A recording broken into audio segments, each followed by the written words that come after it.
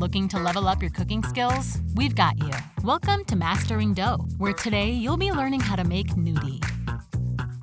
Gnudi are light, pillowy dumplings similar to gnocchi, but made mostly from ricotta instead of a starch-like potato. The name roughly translates to naked, and the idea is that this dumpling is just the filling from a ravioli without that pasta as its close. I'm Scott, and today I'm making crispy ricotta gnudi with spicy Tuscan marinara. This recipe serves two, so if you have a big crowd, make sure to double up on all your ingredients. First, you're gonna bring a large pot of well-salted water to a boil. Grab a baking sheet and line it with paper towels, just like I have here. We're gonna take the ricotta and spread it out on the paper towels in a layer that's 1/4 inch thick. This is a crucial step.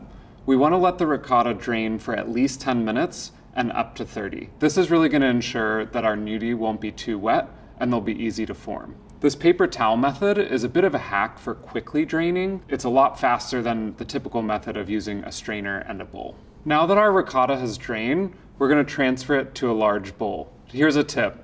To easily get this ricotta off the paper towels, we're gonna fold the paper towel in half and peel it up, and the ricotta will easily separate and stick to itself. As you do that, you may wanna press down a little bit to help the ricotta stick. And when you peel back, if there's anything extra on there like that, you can just go back and press it down one more time.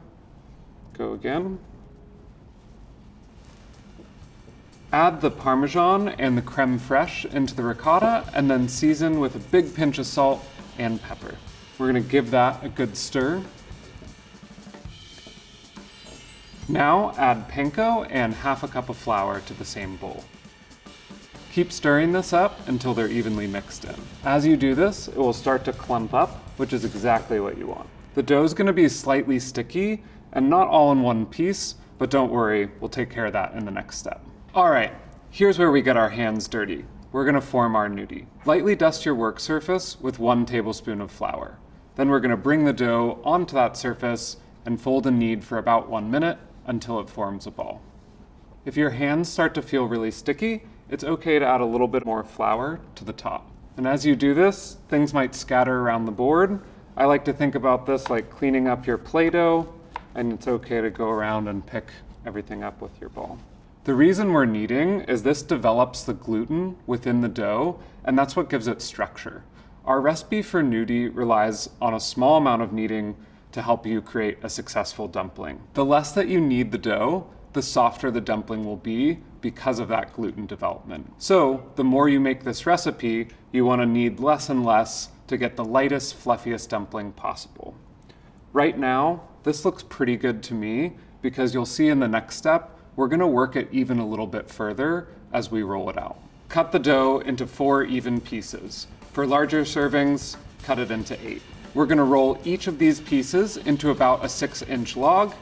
Now we'll cut each log into 6 even pieces for a total of 24 gnudi or 48 for larger servings. Before you cook your gnudi, lightly oil the baking sheet that you use for the ricotta and set it aside. Now, carefully add the gnudi to the boiling water, a few pieces at a time.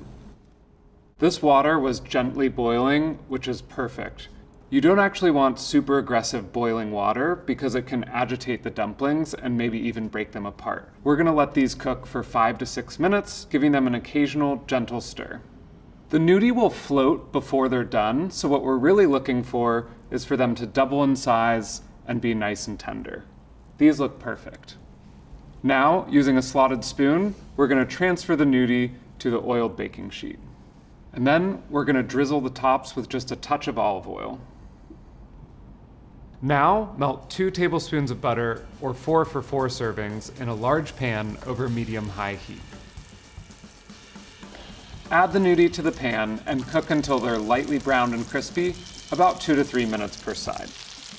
Whenever you're trying to crisp something, the best thing you can do is nothing at all. You just want to leave it alone until it's ready to flip. There we go, we've got some nice browning on the top. Now obviously the gnudi have more than 2 sides, but really if you take care of 2 and get them nice and golden, you're gonna taste and notice that crispiness in your final dish. As you can see, for more servings, it'll be easier if you work in a couple batches. And there you have your final dish. Let's take a bite.